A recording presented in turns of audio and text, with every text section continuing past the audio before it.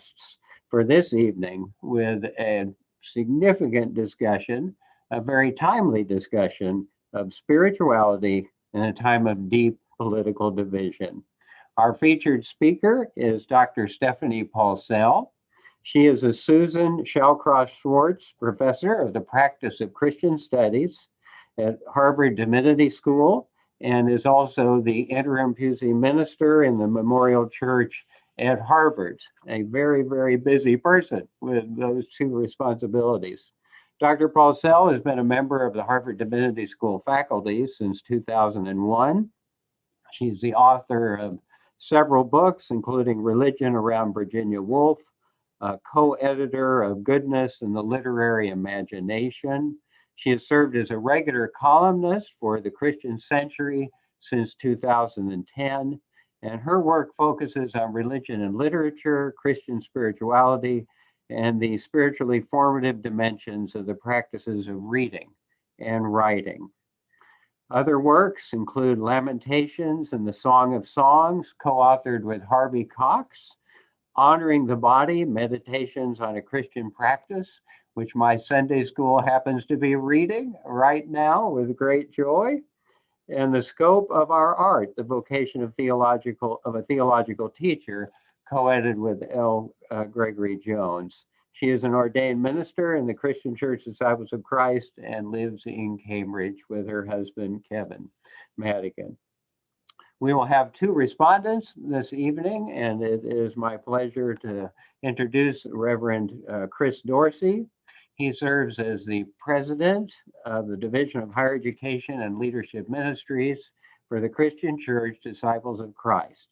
He is an ordained disciples minister, and he received his Bachelor of Science from the University of Texas at Austin and earned a Master of Divinity degree from Garrett Evangelical Theological Seminary in Evanston, Illinois. And he is currently a PhD candidate at the Divinity School of the University of Chicago. And I asked him, so what is your dissertation? So he's currently working in a degree of theology, and his focus is indigenous healing practices in Senegal. And as a person who teaches medical ethics, I am fascinated. So I look forward to hearing more. He has taught at a variety of academic and theological institutions and previously served as a local pastor, a university chaplain at Clark Atlanta University, and is the vice president of development and marketing at Chicago Theological Seminary. He previously served as assistant professor of theology and preaching at Western Theological Seminary, where he taught classes on preaching foundations, race, culture, and reconciliation, theologizing violence, and the theologies of Dietrich Bonhoeffer and Martin Luther King Jr. And finally, pleasure to introduce my friend and colleague, Dr. Dan Ponder. He is the Ellie Meador Endowed Chair of Political Science, Professor of Political Science at Drury. And he leads the Meador Center for Politics and Citizenship, teaches courses on American politics, the American presidency, Congress, Supreme Court constitutional law, popular culture and politics, and statistical methods for political science, and serves as a core professor. Also serves as pre-law advisor and is the director of Drury's Washington Center program. He has written two books, Good Advice, Information and Policy Making in the White House, and Presidential Leverage, President's Approval in the American State. And he just finished serving as the president of the Presidents and Executive Politics section of the American Political Science Association. Now it is my privilege to invite our featured speaker, Dr. Stephanie Paulsell, to offer her presentation on this very significant topic. Thank you all for joining us. Thank you so much, Peter. And thanks also to the Reverend Chris Dorsey and Professor Dan Ponder, both of whose remarks I'm really looking forward to hearing. And to all of you for your willingness to be in conversation with us this evening. When Peter invited me to come to Drury, to talk about the theme of spirituality in a time of deep political division. I thought that was a really challenging topic. But of course, the world has changed quite a bit since Peter invited me, and the theme has only gotten more challenging. In his last book, Where Are We Going From Here? Chaos or Community? Dr. Martin Luther King Jr. called for a spiritual and moral reawakening in this country and in the world. We must heed, he said, the fierce urgency of now, because, as he put it, in this unfolding conundrum of life and history, there is such a thing as being too late. How can we turn together toward the life of the world when the stakes seem so high, when the divisions between us seem so real, so dangerous, and so often uncrossable? I don't pretend to have the answer, but I do have some resources that I hope we can think with together tonight. And I hope that in our conversation, some usable answers might emerge. So thank you very much again for the opportunity to join you at Drury this evening. In 1927, the novelist Virginia Woolf wrote an essay called Poetry, Fiction, and the Future, in which she talked about the limitations of lyric poetry to meet the moment in which human beings were coming to understand that the earth was billions of years old, that in the scheme of things, a human life lasts, put it, all bonds of union seem broken. The fine fabric of a lyric, she wrote, is no more fitted to contain this point of view than a rose leaf to envelop the rugged immensity of a rock. As the West Coast burns and the coronavirus continues to flare and spread and kill, as Black people continue to be shot by police in the back when unarmed in their own homes, even though protesters have been in the streets all summer raising our awareness. And as we head into an election that feels both urgently critical and deeply uncertain, you may be wondering whether spirituality is what we ought to be talking about. With history bearing down on us, is focusing our attention on spirituality a case of trying to wrap the rugged immensity of a rock in a rose leaf? It depends upon what we mean by spirituality, I suppose, because spirituality is one of those words that's so difficult to define that it gets pressed into use for all kinds of purposes. Spirituality is sometimes ridiculed, even within churches, because it seems to some to point to a kind of self-indulgence that requires us to turn from the distractions of the world, and so keeps us from engaging the problems we face, including our deep political divisions. A focus on spirituality for some threatens to cast the glow of candlelight over those divisions and make them less visible, or to turn our faces in a different direction. But spirituality, with or without candlelight, is about change. And the word persists, I think, in spite of our difficulties in defining it, because it gets at a kind of change for which we have no other word. The great historian of philosophy, Pierre Hadot, in his book, Philosophy as a Way of Life, writes about the spirituality of early philosophical movements like Stoicism, Platonism, Epicureanism. He says these movements were not made up of philosophers sitting alone in their rooms thinking their great thoughts.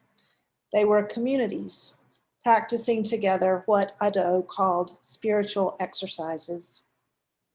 He notes that the word spiritual makes some people uncomfortable, but that he finds the word necessary because none of the other words that almost describe what he's talking about, words like moral or ethical, intellectual, of thought, of the soul, none of them quite get at what he finds in the spirituality of these communities. There's something more that he needs the word spirit to capture.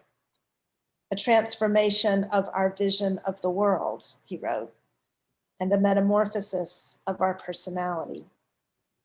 The word spirit, he says, points to the true dimension of the spiritual exercises of these early philosophers. They were trying, he said, to place themselves within the perspective of the whole. For many of them, this meant bringing themselves into alignment with the logos, the very life of life, the structure of the universe.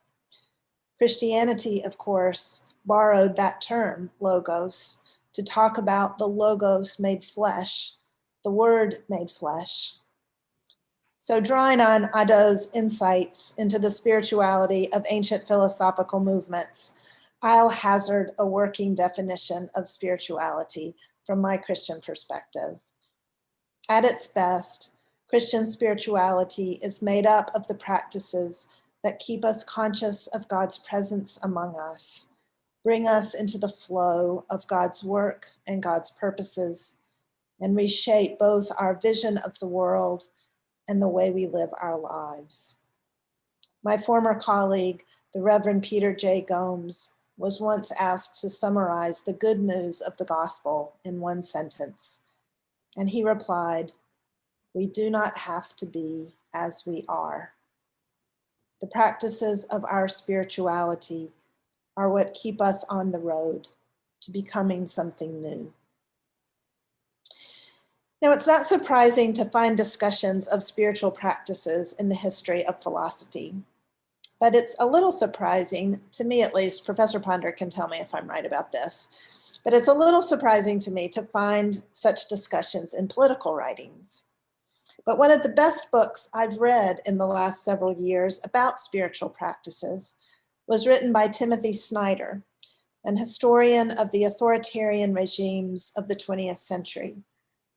His little book on tyranny, 20 Lessons from the 20th Century, could just as easily have been subtitled 20 Spiritual Practices from the 20th Century. What Snyder has done is to reflect on the lessons he's learned from studying societies that struggled under tyrannical governments and the practices that people used to resist them. Snyder's book about political practices reads like a book about spiritual practices, even sometimes religious practices. Reading the Bible is one of the practices he commends, for example. The Bible, he says, is always timely, and he looks especially to the teachings of Jesus because they question the unchecked accumulation of wealth, they call for humility, and they insist that we be concerned with what is true and what is false. "And ye shall know the truth," Snyder quotes, "and the truth shall make you free." Believe in truth is one of the practices that Timothy Snyder extracts from his study of the 20th century, and it's certainly one that could help us here in the 21st. To abandon facts is to abandon freedom, Snyder writes. If nothing is true, then no one can criticize power because there's no basis on which to do so. If nothing is true, he writes, then all is spectacle. The biggest wallet pays for the most blinding lights. Now, this is obviously one of our most intractable problems as a society, discerning the truth.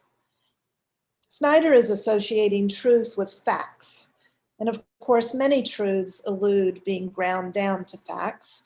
That's why those ancient philosophers created communities of spiritual practice. It's why you can't just turn to the last page of one of Plato's dialogues and find the answer to the questions of what is truth, what is justice, what is the good. Learning to dialogue is not primarily about getting to the answer or arriving at a fact. It's about the practice itself, one that requires the attention and consent of both participants in every moment. The point is not to articulate a doctrine, but to shape a mental attitude, an orientation toward life that opens one to conversion, to change. That's why you can't just skip to the end of a dialogue to find the answer any more than you can summarize a poem. The answer's not at the end, reducible to a definition. The answer's in the practice of dialogue itself, a practice of moving together toward truth, toward justice, toward the good. But we all know what Snyder means when he says, believe in truth. The facts he's talking about are empirical, both complex scientific facts that can be proven through experimentation and study over time, but also simple facts like, did it rain or did it not? If we get used to resisting facts for political reasons or religious reasons or any other kinds of reasons, then that resistance to facts becomes a kind of spiritual practice in reverse, because it forms us not toward freedom, but toward a greater vulnerability to manipulation. Simone Weil, a philosopher who lived during the rise of fascism in Europe, once wrote that Christ wants us to prefer the truth to himself, that he wants us to turn from him to go after it.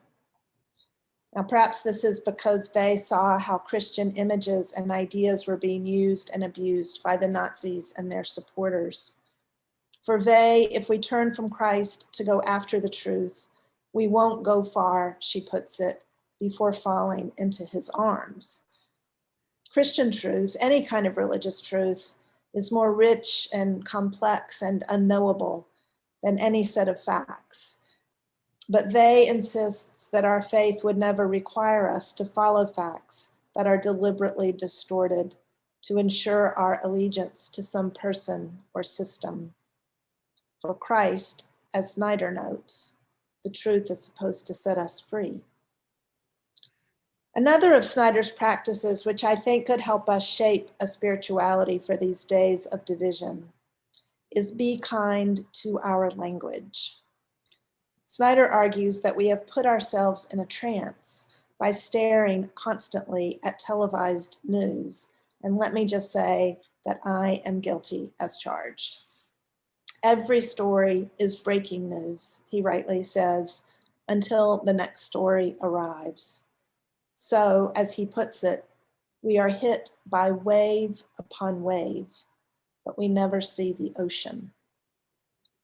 To be able to see the ocean, to be able to discern the shape and significance of the events that we are living through, requires living language, not slogans. So central to the practice of being kind to our language for him is finding fresh words to talk about the things that everybody's talking about. Even when we agree with what everybody's talking about, Snyder says, we should find new words to say it in. To simply stick to the language that we hear in the news or even among our friends is to accept, Snyder says, the absence of a larger framework.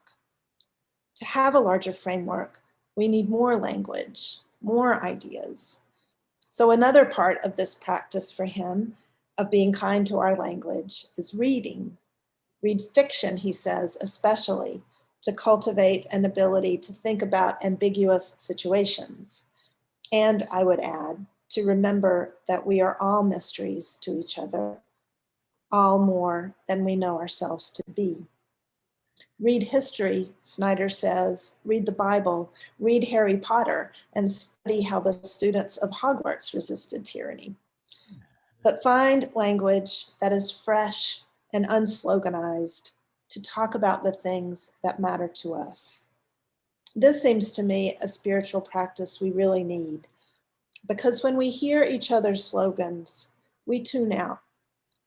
We all are speaking in shorthand all the time, and we're all sure that we already know what each other means. But if we found new language to say what we've been saying, not only might others hear us and we them, but we might hear something new inside of ourselves. We might realize that we have thoughts and ideas that go further than the language we've been repeating. One final practice I'll lift up from Snyder's book, and it's the simplest one of all of them, the one any of us can do in any moment, is this: make eye contact and small talk. In all the places where tyranny has emerged, he says, what people remember years later is how their neighbors treated them. Small gestures like stopping to comment on the weather or offering a handshake came to mean a very great deal, he says, to people living under threat in Nazi Germany or during the purges in Eastern Europe. When vulnerable people saw their neighbors averting their eyes from them or crossing the street to avoid meeting them, they felt more afraid, and with good reason, because someone who is isolated in society is easier for an authoritarian regime to harm than someone who is known and seen and held in community. You might not be sure today or tomorrow, Snyder writes, who feels threatened in the United States. So he recommends making eye contact with everyone. Smile, offer a handshake, stop and chat for a moment when you can. If you make eye contact with everyone, he says, then you will for sure make some people feel better, and you will combat the isolation that increases all our vulnerability. The practice of making eye contact and small talk might be thought of as part of a larger spiritual practice, the practice of hospitality. This is a practice that is cultivated, like most practices, through habit, repetition, and muscle memory. My favorite story about this is about the Huguenot community of Le Chambon in France. You may have seen the film Weapons of the Spirit or read the book about this community. It was a Protestant Christian community that sheltered 3,500 Jews and 500 others who were persecuted during the Nazi occupation in France, and helped many get over the border to safety in Switzerland. This community had, a few centuries earlier, lived through its own persecution and had long experience in sheltering refugees. Indeed, the path they walked with those they helped get from their village to the Swiss border in the 20th century had been walked by their ancestors in previous centuries for very similar reasons.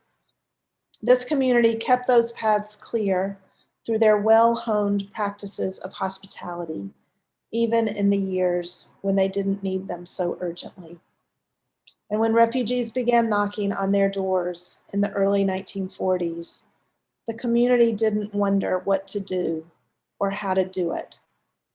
They just did what they'd practiced doing in their everyday lives. They offered hospitality to those who needed it. They opened their doors and their kitchens. They provided false documents and ration cards. They made up beds in their churches and their schools, and they accompanied people on the perilous journey to the border. As a former child refugee in Le Chambon put it, nobody asked where you were from.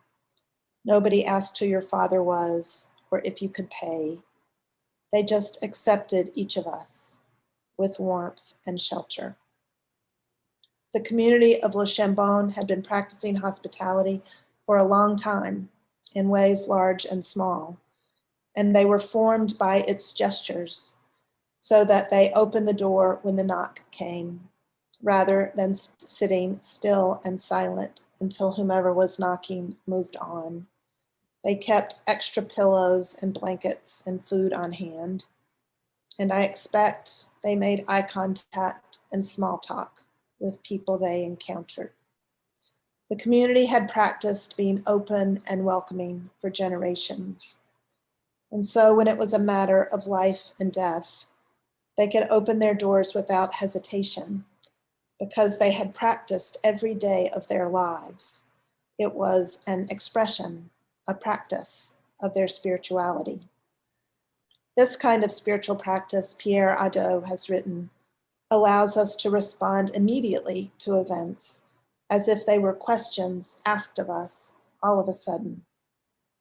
Because they had built up their muscle memory of ordinary practices like opening the door and providing what was needed, the people of Le Chambon created a space of safety for those who needed it the most. Now, sometimes these kinds of heroic acts feel like miracles coming out of nowhere, but most of the time, they're prepared for in community through spiritual practice. Now, ever since reading Snyder's book, I've been trying to make more eye contact, not with everybody, as he suggests, but with the people with whom I come in contact with in the course of a day. And I found it was really hard, really remarkably difficult. I don't know if that's because I'm shy, but my eyes kind of slide over the tops of people's heads when I speak to them. I had to slow down to do it, for one thing, and I had to believe that pausing to make eye contact with someone was just as important as getting where I was going. Gradually, I realized that when I make eye contact with people throughout the day, I feel more present in the world. And that's one of many things that's difficult, I think, about this moment. It's hard to make eye contact on Zoom. But trying this practice made me realize that I am often thinking of one thing and doing another. And without practices that gather up the scattered parts of ourselves from time to time, practices that can bring our inner and our outer lives into alignment for a moment, we can go through life slightly dissociated from everything going on around us. We're not fully present. And when we're not fully present, we have no way of crossing the distances that divide us from each other, at least not non-violently. 7 years ago, our country was shown the nonviolent potential of a rich interior presence. When an African-American woman named Antoinette Tuff, the bookkeeper at an elementary school in Decatur, Georgia, talked a young white man armed with an AK-47 and 500 rounds of ammunition into laying down his weapons and surrendering before anyone got hurt. What made her so skillful and so compassionate when confronted with a heavily armed man who told her he wasn't afraid to die? What allowed her to see in him the possibility that he might not do what he came to her school to do? What made it possible for her to speak to him as if he were a member of her own family, to call him baby, to tell him she loved him, to promise to stay with him until the police arrived and to make sure they didn't shoot him? I've never been so scared in all the days of my life, she told the 911 operator when it was all over.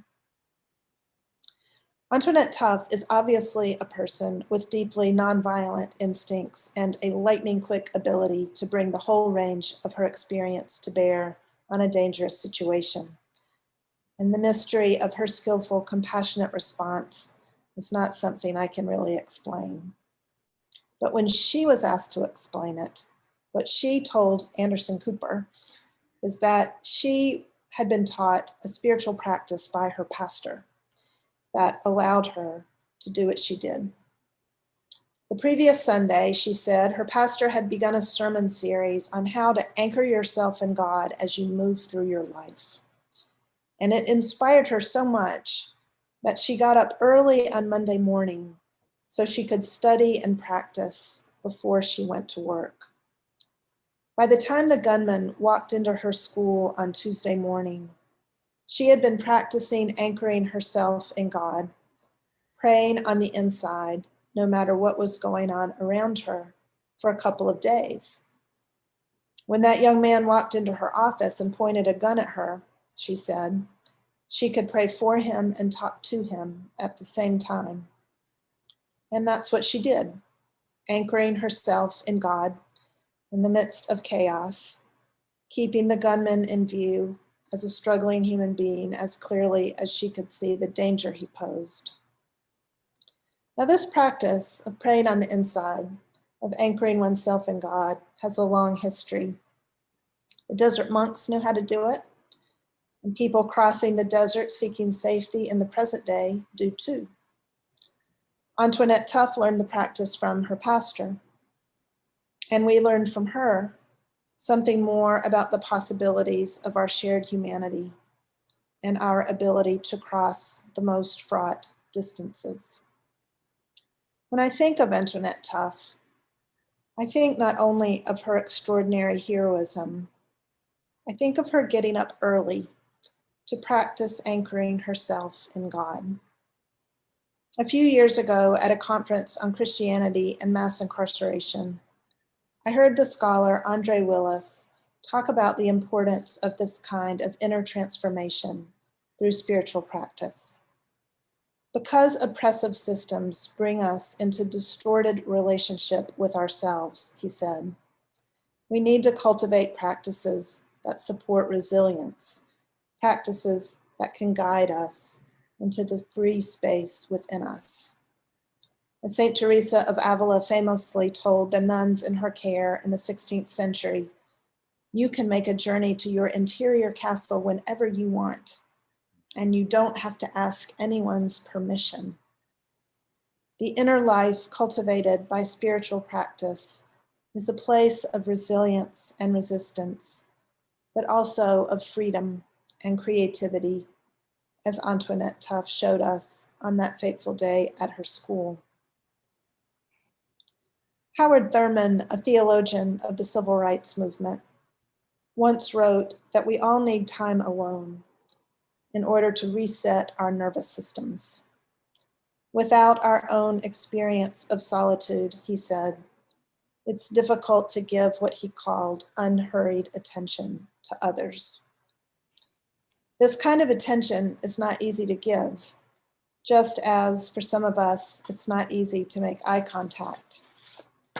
Skill in tarrying with another, he wrote, can seem mechanical and artificial at first, but we have to keep at it, he said, and train ourselves the way Antoinette Tuff did, the way the Stoics did, the way Thurman said Jesus did. It's Jesus' capacity to offer unhurried attention, Thurman believed, that helped people struggling with their demons relax in his presence, that drew children to him and people whom others shunned. How indescribably wonderful and healing it is to encounter another human being who listens not only to our words, but manages somehow to listen to us. Everyone needs this, and everyone needs to give it as well. Thus, he says, we come full circle in love. When Thurman first became a minister, though, he wasn't good at this, and he struggled to find a connection between the inner life he experienced in solitude and the communal life he experienced with his congregation. But he kept trying by moving back and forth between the two, and eventually the door between their questing spirits and my own, he wrote, became a swinging door through which love could move. Now, lest you think this is too much of a rose leaf to cover the rugged immensity of the rock of our division in this country, Thurman was writing in the early 60s during segregation, which he described as a disease of the human spirit. Our tight circles of isolated security, he wrote, whether of religious faith, political ideology, or social purity, deprive us, he said, of love, which he saw as a necessity, not a luxury. His student, Martin Luther King Jr., believed the same. The often misunderstood and misinterpreted concept of love, King wrote in his last book, has now become an absolute necessity for human survival. all of the practices we've been talking about, from Snyder's eye contact to Le Chambon's hospitality, to Antoinette Tuff's deliberate anchoring of herself in God's presence, to Howard Thurman's swinging door, are practices of openness, and as such, they are risky, which is why we need each other. No one can do these things on their own, wholly on their own. We need communities in which we can turn to one another and together turn toward the world, knowing that if we do not have to be as we are, then the world does not have to be as it is. Thank you very much. Thank you so much, Dr. Pausell. Profoundly grateful for this wonderful discussion of spiritual practice in a time of great upset and confusion and a recognition of a need for transformation and change. It's now a time for our two respondents to share, and we're very grateful for Reverend Dorsey and for Dr. Ponder, and Reverend Dorsey will be responding first. So thank you very much.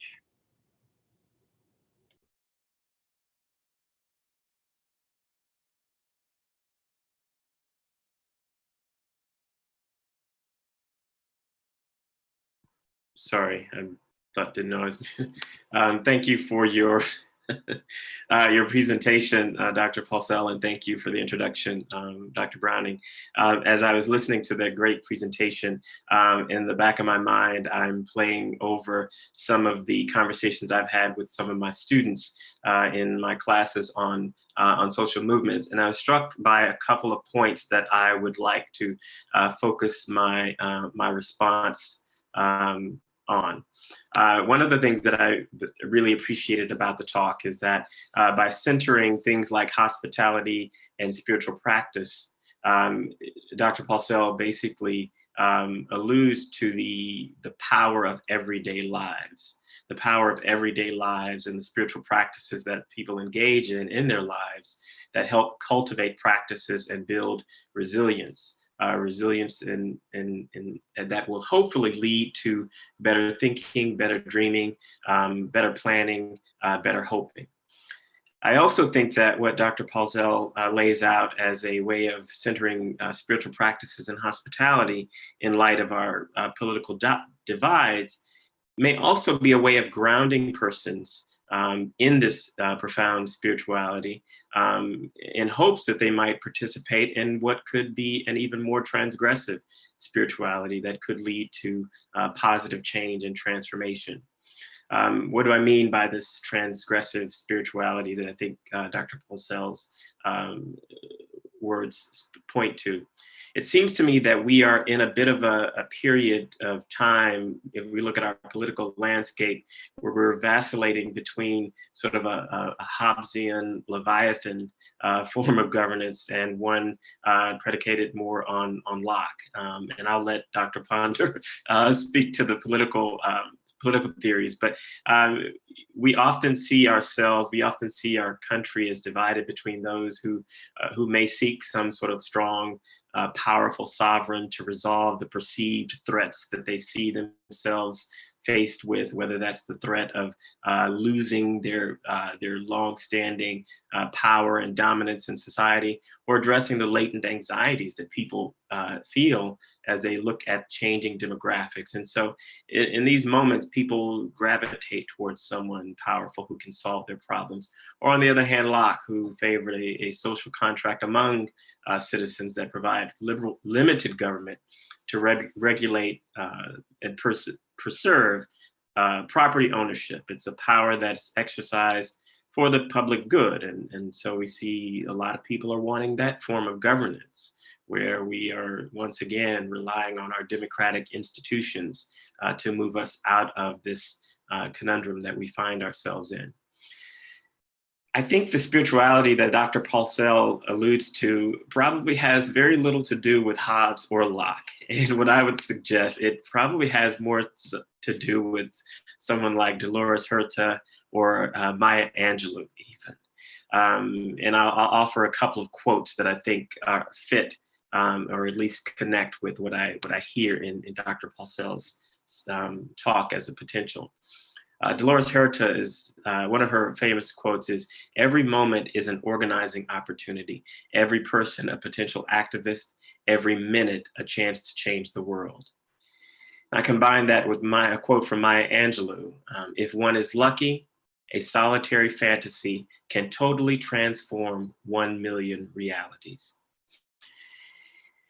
I think in what Dr. Paulsell laid out, we see the groundwork for a spirituality based on hospitality, based on a commitment to everyday spiritual practices that can form the basis for the kinds of movements that people like Dolores Huerta, MLK Jr., Cesar Chavez, and many others have endeavored to bring to reality in times of great political division in our country. One of my advisors at the university, she was at the University of Chicago, was Catherine Tanner, and she wrote a book called Politics of God, and she talks about this way in which Christian beliefs, while they have influence over the directions of people's lives, beliefs are merely just one variation in people's attitudes and behaviors, which is why we see in today's society that people who profess to be Christians can have radically different views of where we should be going in the world and how they see the world being organized. What Tanner says, that the meaning of belief could be an issue, the way that beliefs are combined with other beliefs could be an issue, the life situations those who call themselves Christians find themselves in, or even the scope that those beliefs are applied to or what their references are. I think the kind of approach that Dr. Paulsell lays out allows this kind of spiritual practice to fill in the gaps between beliefs and attitudes that Christians might engage in. By grounding oneself in the kind of spiritual practices and the kind of hospitality that Dr. Paulsell alludes to, we find ways of connecting even across some of the starkest differences with other people who believe similarly. Now, this spirituality is not provided most often by educated, trained theologians, many of whom are dead, but it's provided by everyday persons who believe and live today. The spirituality that arises out of the lived bodies who aren't always even aware that they are the basic building blocks of a more transgressive spirituality with a trajectory that has the potential to liberate and bring about a new kind of equity. I think to this extent, what Charles Tilly, who's a sociologist who often spoke about social movements in the age of democracy, claimed that a social movement works best when it has worthiness, unity, numbers, and commitments from all the people participating. And as we have seen through some of the strongest social movements that we've seen over the last 100 years, this kind of worthiness, unity, numbers, and commitments, it's often undergirded by a profound sense of spiritual commitment on the part of the participants. In fact, if you read the works of Martin Luther King Jr., as well as Cesar Chavez, both of them allude to a deeply profound spiritual understanding of their role as motivating the kind of work that they are doing. And so in summary, to bring my reaction or my response to a conclusion, I think the kind of spirituality that Dr. Paulsell alludes to has the potential to be the building block that can further the movements that we see around us today. In fact, one of the movements that is perhaps not always seen as profoundly spiritual is the Black Lives Matter movement. It's a spirituality that may not necessarily be grounded in the classical theological building blocks that we often see religion and Christian Christian participation in society based on, but it's a spirituality that emerges out of the lived experiences of persons longing for freedom. It's a spirituality of liberation. It's a spirituality of equity. I think this is the great potential of the spiritual practices that Dr. Paulsell alludes to. And if I could close, I'll finish my remarks with a quote, another quote from Dolores Huerta. "We must use our lives to make the world a better place, not just to acquire things. That is what we are put here on earth for." Thank you. Thank you so much, Reverend Dorsey. Deeply appreciate your comments and reminder of the spiritual foundation of so many social movements unfolding in our time. And finally, we will turn to Dr. Dan Ponder here at Drury. Thank you. Thank you. Thank you, Dr. Paulsell. That was actually very uplifting. And as a political scientist,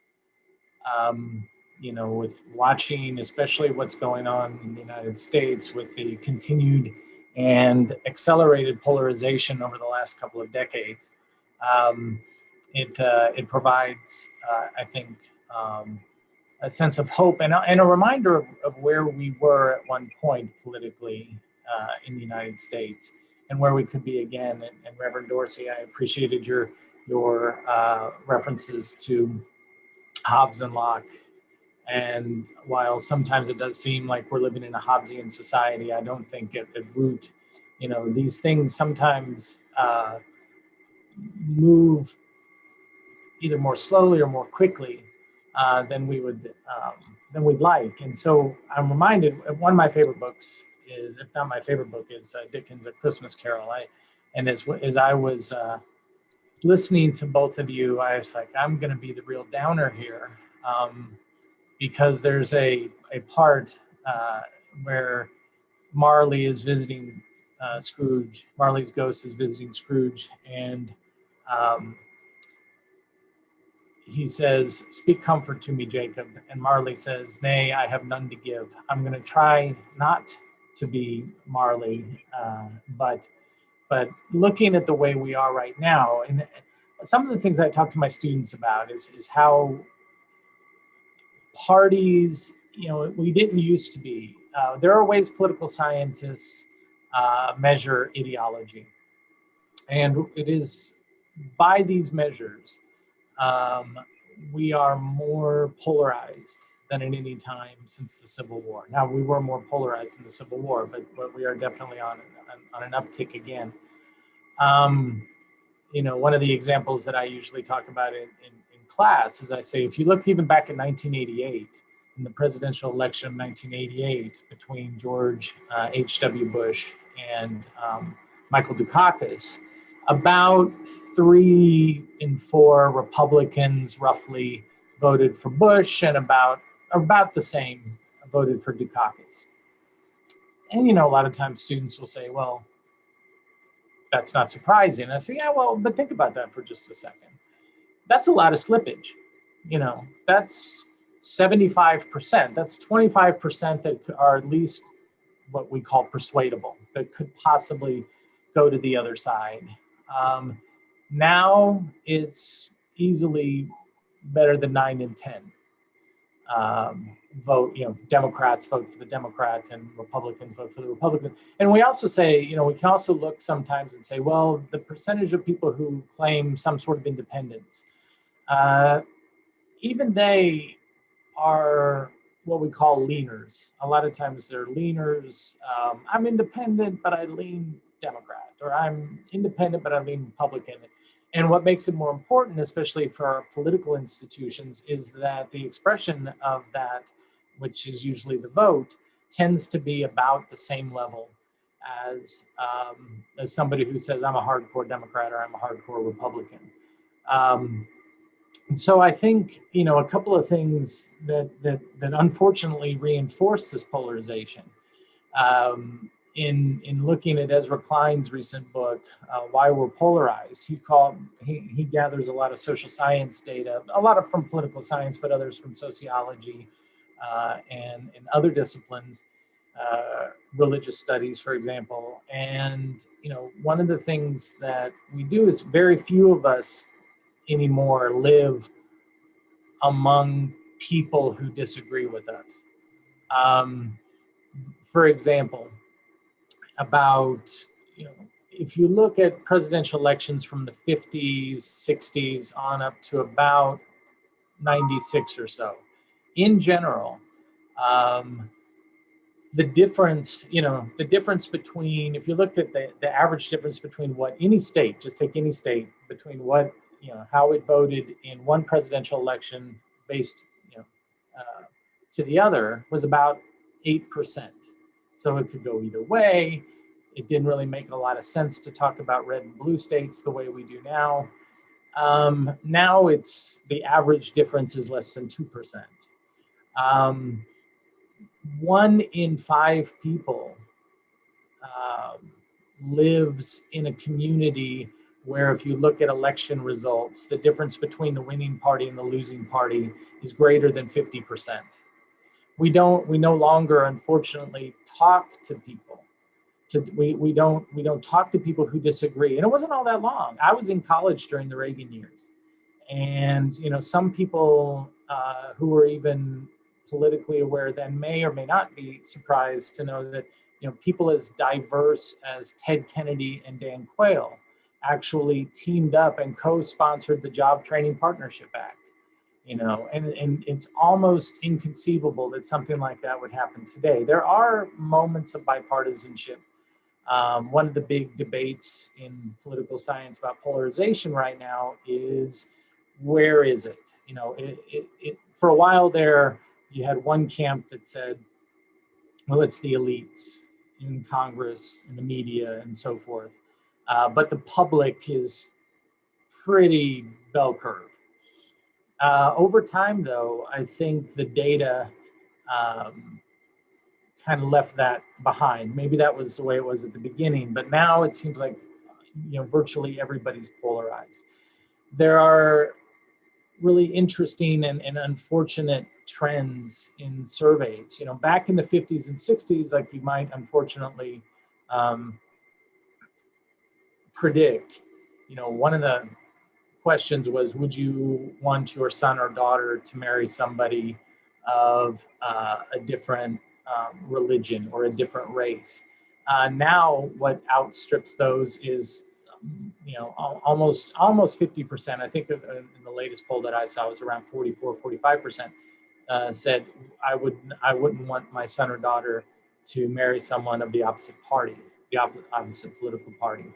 So it creates a really high barrier from what we have to do. But I think in Dr. Paulsell, in your analysis, I think if we can do it, it's almost like reliving the Titanic headed for the iceberg. But if we see it in time, we can steer clear of it a little bit. And I think what you do start to see in conversations, there is polarization, over Black Lives Matter. But I went to, as one example, the Reverend Dorsey pointed out, but I went to several protests over the summer, especially with my youngest son, and who just started college this semester. And what you saw, I think, were a lot of people who were listening. I mean, they flat out admitted, okay, I don't know about this, I don't understand, but I'm here to listen. Clearly, there is a lived experience that's different than mine, and that is every bit as legitimate as mine. Now, obviously, not everybody thinks that, and it really is difficult because, if you look on social media, now we can, I tell my students, my uphill both directions in the snow story is always, we had 3 networks when I was a kid. And so we'd watch the news. Walter Cronkite was always on, so he could always make you feel good. But now we can go anywhere. We can go and we can filter more than ever before, and only taking information that reinforces our worldview, which makes some of the things that you recommend difficult, but certainly not impossible.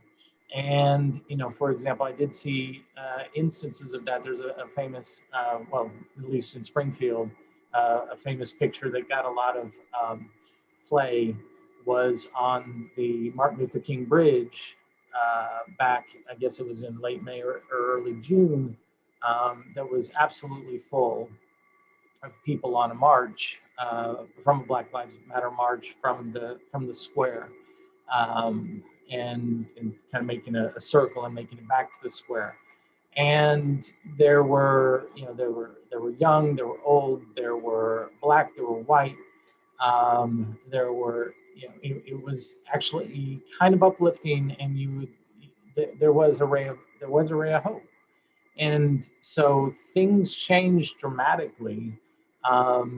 It does take time. Again, one of the things that has happened, as I mentioned at the beginning, is that we have sorted ourselves, and there's a great sorting. There's more people than ever who, Democrats who say they're liberal and Republicans who say they're conservative. And again, I think that's surprising sometimes to students, because they kind of think, well, yeah, duh. But it wasn't all that long ago. We're talking just a couple of decades where, you had most Democrats say they were moderate or conservative. And you had a lot of Republicans who said that they were moderate. Now, at least institutionally, there are very few. In fact, right now, using those data that I talked about with ideology, there's no overlap.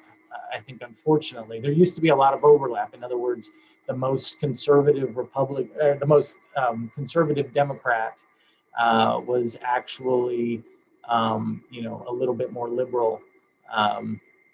There was overlap between the ideologies between Democrats and Republicans, and it was in that overlap that a lot of the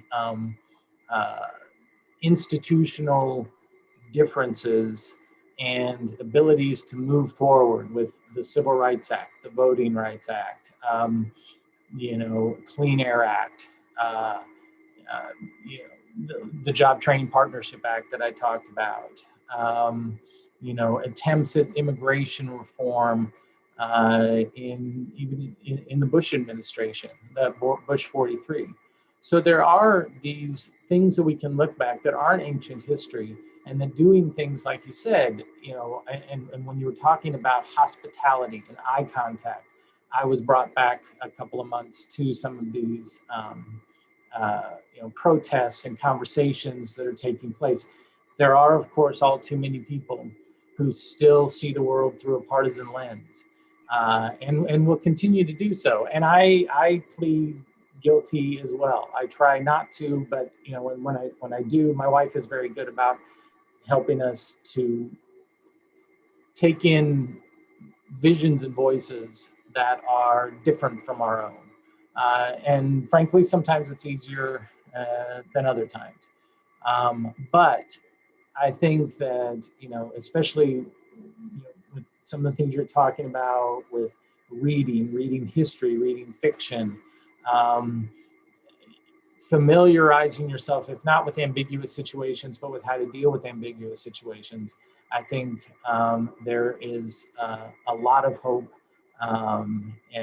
in that, and even when in these political times it seems very difficult to see how the ship cannot run into the iceberg, but this vision I think gives a lot of hope for that. So, and with that, I will close. I do want to, Peter, I know we were mentioning that we want to let the people know who might be watching that they can use the form that should be on their computer screen somewhere. They can email. I might be looking at my phone. Please know that I'm not checked out. What I'm doing is seeing if there are people. There is at least one now. So I don't know how you want to proceed now, Peter, but there is at least one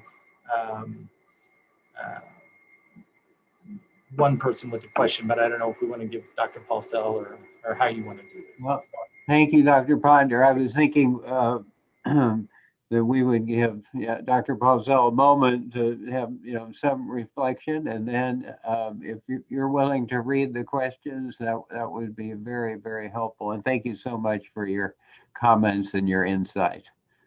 Thank you both so much for these very wise and rich responses. And Peter, I will only take a second there's so much, I would love to just talk to you more both later. But first of all, thank you very much, Chris, for lifting up the sort of Catherine Tanner theology of everyday life dimension of this. I mean, I do think that is where our lives are made, you know, with that, and that we can't just think our way only to being the people we want to be. We're shaped by these practices and gestures, and as Ado says, it's like being asked a question all of a sudden, and if we've practiced, we're ready. We're more ready. The Dolores Huerta quote about every moment of every day is an opportunity to organize, to create, to change. That reminds me so much of Ado's attention to the present moment that those ancient philosophers just tried to just hone their attention to the most infinitesimal moment, because that they did have any moment can be born and done something. You can do something with. And Dolores Huerta's quote made me think so much of that. I have so much more I would like to say, but the idea of practices filling in the gaps between our beliefs and attitudes, that was really helpful to me. Dan, yes, that piece from King's last book, Where Are We Going From Here, where he says there is such a thing as being too late. Like, we can wait too long, and we can wait too long to believe that love is necessary and we're going to hit the iceberg. What he also says in that book is racism could easily be the thing that just drives Western civilization under and ends it. I do think, last night I was listening to Evelyn Hammonds, who's an historian of science here, who's talking about racism in the pandemic. And one of the things she said was that, you know, everybody was home when George Floyd was murdered, and everybody saw it on TV over and over and over again. And that COVID, as terrible as it is also a little bit of a wedge. It's shaken things up in a way. And I wonder about, I mean, when a march was the first public place I went besides the grocery store after we locked down here. And it did make me feel hopeful. I feel like Black Lives Matter is the most hopeful thing we have going. And I do think it is a deeply, it may not be like a institutionally religious movement, but it is certainly a movement that is addressing the foundational human needs and hungers that people have to be free and to be safe, and you know, to have both what they need to survive and also a little space to dream and to create and change and, you know, have a life. And that seems really very spiritual to me. So I do think that things feel like they, or at least felt like they were being shaken up. Now, when Jacob Blake was shot in the back a few weeks ago, it started to feel just like we've been talking about this all summer, and it's still happening. It's still happening regularly. And that was really, I mean, I think for everybody, just incredibly discouraging in all the way. And our, you know, our polarization, all of that is undeniable. And a lot of the time I'm afraid. But I think that one of the things that the philosophical movements, Antoinette Tuff at her church, learning her practices, you know, Le Chambon, all of these examples are examples of communities working together to do these very, very hard things, these dangerous things. And you would never want one person to try to do any of that. It's too much. But communities, I mean, Dolores Huerta knew it. It's communities and the communities that have developed around Black Lives Matter. I think that is where there is some hopefulness. But I agree with you, it's grim. And And, you know, in 67, when King was writing that book, I think he felt exactly the same way. And Thurman, I think, in the early 60s, you know,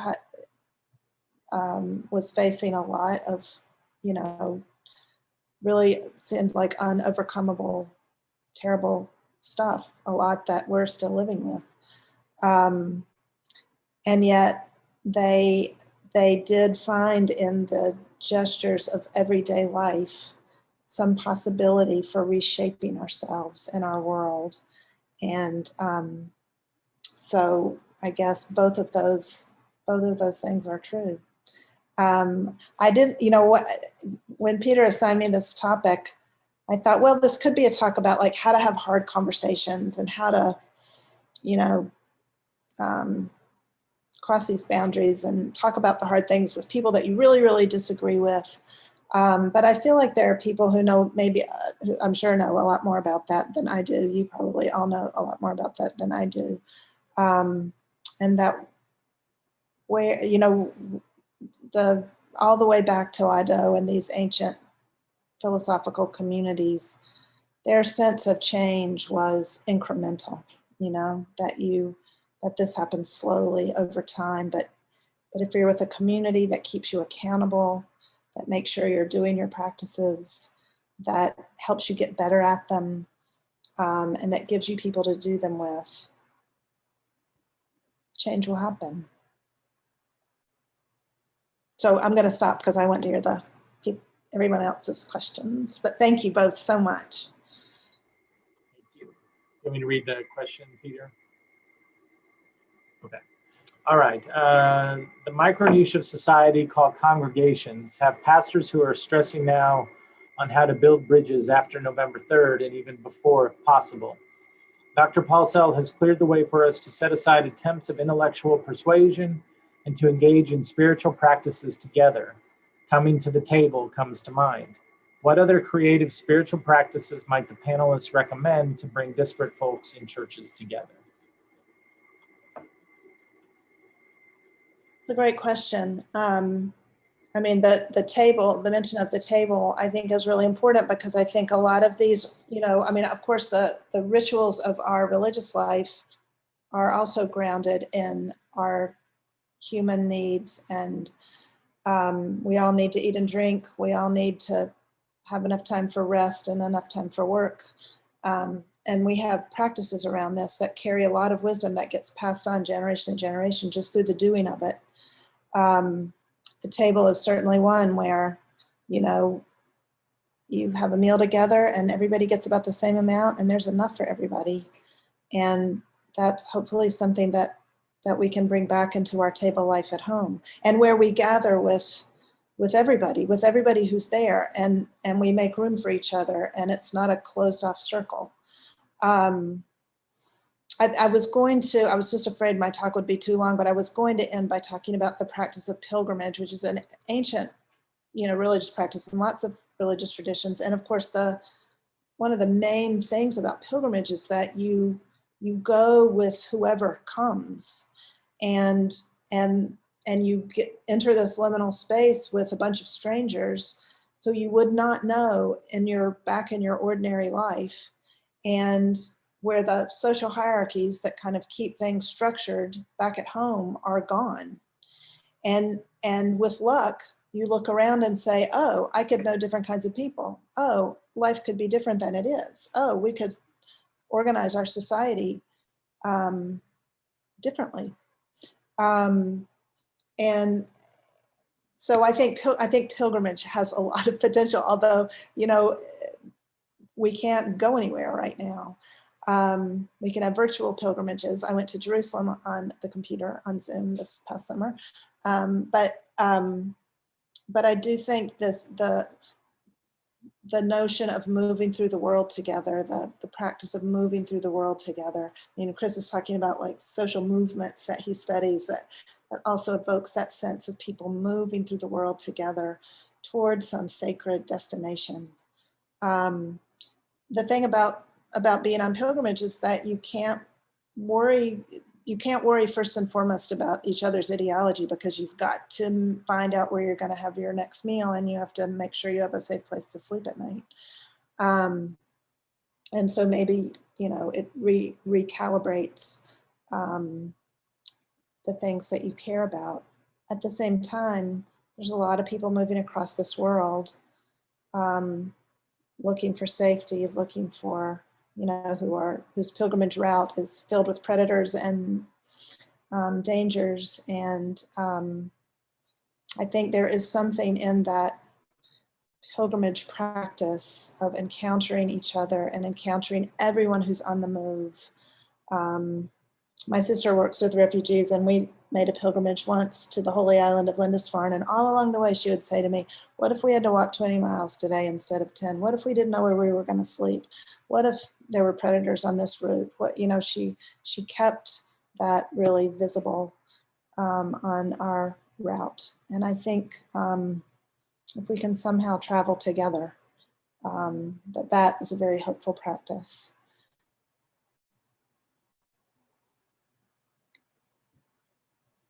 I don't know if you all would also like to answer these questions. You should feel free to jump in. I think I like what you had to say, Stephanie. I would also add, I teach a lot of Bonhoeffer, and the point about the table is, I think, is an important one.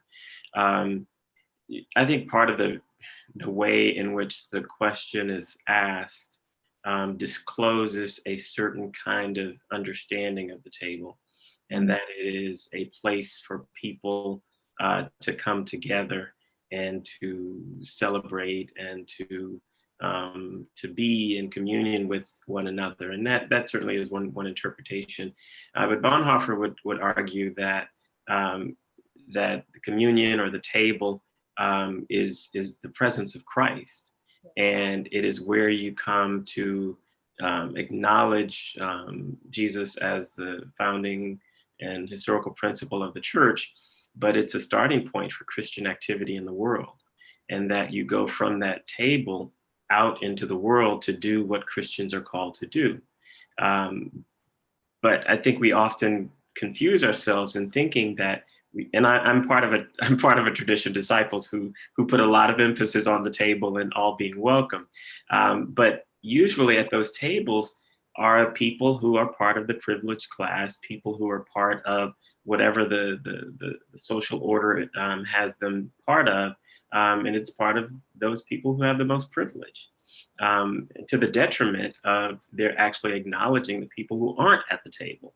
And so I think that's one of the things that I push us to think about, that, and even to this point, the way that we framed the question about political divide, I think is one that we really need to challenge ourselves around, because it assumes that the divide is something of an equal measure between two groups of people.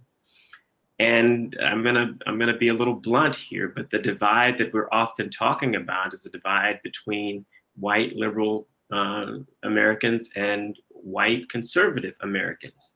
And this is why I think that bringing in the questions about movements is so important, because movements are a way of people who are not part of either of those two groups asserting themselves into the public sphere and saying that we will not be overrun by this democracy anymore. So I think the point that I found most intriguing about Stephanie's talk and the idea of hospitality is, if you look at things like the Delano Grape Boycott and even the Montgomery bus boycott, the idea of hospitality figured very prominently, because in both cases you often had middle class white women a lot of times who saw for the first time what their workers and what other people were having to endure, and they engaged in acts of hospitality. That is to say, giving people rides to work during the Montgomery bus boycott. White housewives during the Delano Grape Boycott decided that they did not like the idea of children being subjected to the kind of bad labor practices. And I think that's where movements really take root, is when people begin to question their own spiritual commitments to their faith in face of this kind of injustice. And it's not so much just about the political divide as it is about the opportunity to make gigantic leaps forward in equity and freedom, which again is why I think the Black Lives Matter movement is important. For the first time, I jog and walk my dog a lot in my neighborhood in Indiana. And for the first time, I see more Black Lives Matter signs in neighborhoods all over the community that I live in than I see American flags. Now, that's not to say that the Black Lives Matter flag or lawn sign is in opposition to the American flag, but what it's saying is that people are making more space for the assertion of a need to protect those who have been denied justice for too long. And that, to me, is what I find most fascinating, is that people are finally starting to get it, that this really isn't about red America or blue America. It's about figuring out what's happening to Americans who aren't white and liberal and who aren't white and conservative. Yeah, I would just add, the idea of a table for me brings up the idea of that's where we go for, like you said, to bring people together, and also for nutrition. And what are we feeding ourselves? And I think that what we saw and continue to see, like Chris was saying, is people who have always sort of sat at the head of the table, or who ordered for everybody, to continue the metaphor, all of a sudden find themselves either challenged in a way that they are not used to being challenged, or maybe have never been challenged before. And then what they are ordering up for the nutrition for everyone is not what everybody wants to partake. Everybody wants to add to it, or a lot of people want to add to it. And that's why, when I talked about my experience this summer going to several rallies, I always tried, and I think I did, but and I think that's what I was seeing a lot of other people doing, is to check privilege. I was well aware that when I would go to these, that I was coming from a place of privilege, and there were a lot of things, the vast majority of things that I could see and I agreed with, and there were some things that made me feel uncomfortable, not because I necessarily didn't want to be shoved to the side, but because they were pointing out that privilege in a way that I think in the end was part of what we go to the table for in the first place, and that was for enrichment and nutrition. And so I absolutely feel like I learned a lot from that. And I have another question. It's a little off topic. I'll just sort of, it says, I noticed you spoke a lot about Jesus and use his word as the authority for the basis of some of your arguments, but I want to know, who do you say that Jesus is? It's probably a bigger question than we have time for, but that's the only other question that I have. So I'll just throw that out as the only other question, and whatever you want to do with that is fine. I always forget to unmute. That is a big question. I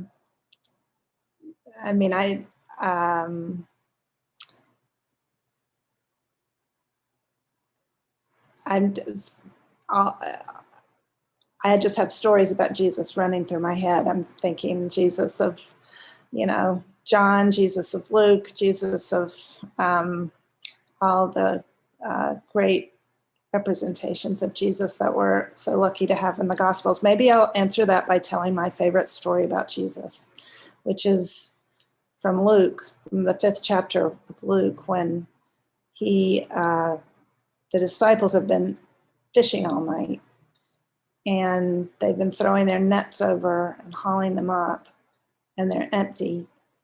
And Jesus gets in the boat with them and says, put out into the deep water and let down your nets. And Peter says, all right, we'll do it, but we've been doing it all night. And we haven't caught anything. But if you ask, we'll do it. And they go out into the Sea of Galilee and they put down their nets in the deep water. And when they pull them up, they're so full of fish that it almost sinks the boat. And I always hope that Jesus is there, like helping to haul the nets back up.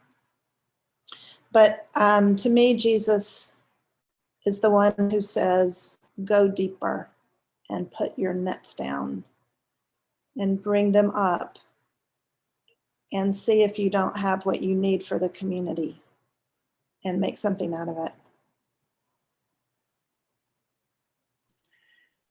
Yeah, I again, I rely a lot on Bonhoeffer for my thinking about Jesus, and I really only see one Jesus, and the Jesus that I see, the Jesus that I know, the Jesus that I can touch, can perceive, is the one from Matthew 25.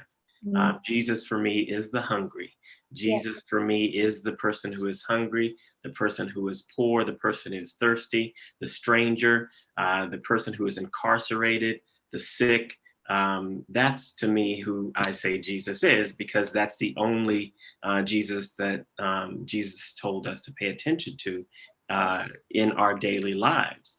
Regardless to whatever philosophical or theological articulation you want to make about Jesus being fully human and fully divine, when the rubber meets the roads, the only Jesus that we have in our presence are the least of these that Jesus said was actually him. So that's who Jesus is to me.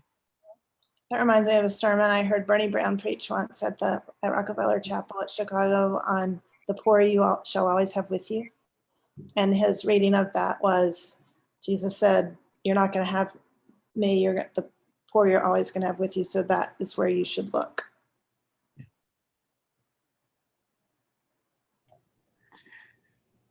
Well, I want to thank all of you for this wonderful conversation. Thank Dr. Stephanie Paulsell. It was a rich experience to be able to hear you reflect on a subject that is not, one of your books, something that was a new conversation, and you accepted the challenge masterfully and graciously, and I'm just deeply, deeply appreciative of what you shared and the vision that you brought before us. And I'm also very grateful for Reverend Chris Dorsey, Dr. Dan Ponder, for bringing their insights and wisdom and challenge for us to look at the conversation in new ways. We live in an interesting time, so much conversation about the deep divisions among us. Those divisions are born of very important conversations and issues, and we will not resolve them. But I do pray very much that we will put the net over the side and allow us to go down deep. And that when we do that, that we will see that the reality of Jesus is present all around us and those who are in most need. So I feel very blessed by this conversation and this evening, and have a great sense of gratitude. So I want to thank all of you, and I wish you well in the weeks and months that come, as we know that we have an important election season ahead. I very much pray that these spiritual practices that were discussed this evening and all the responses would touch our hearts and our lives, our dispositions, and the ways in which we see the world. So thank you all who spoke, and thank you all who participated and raised questions and were part of this experience.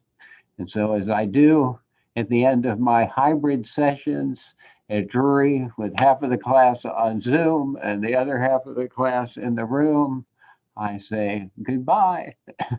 See you all and wave. So thank you so much. Blessings be with you.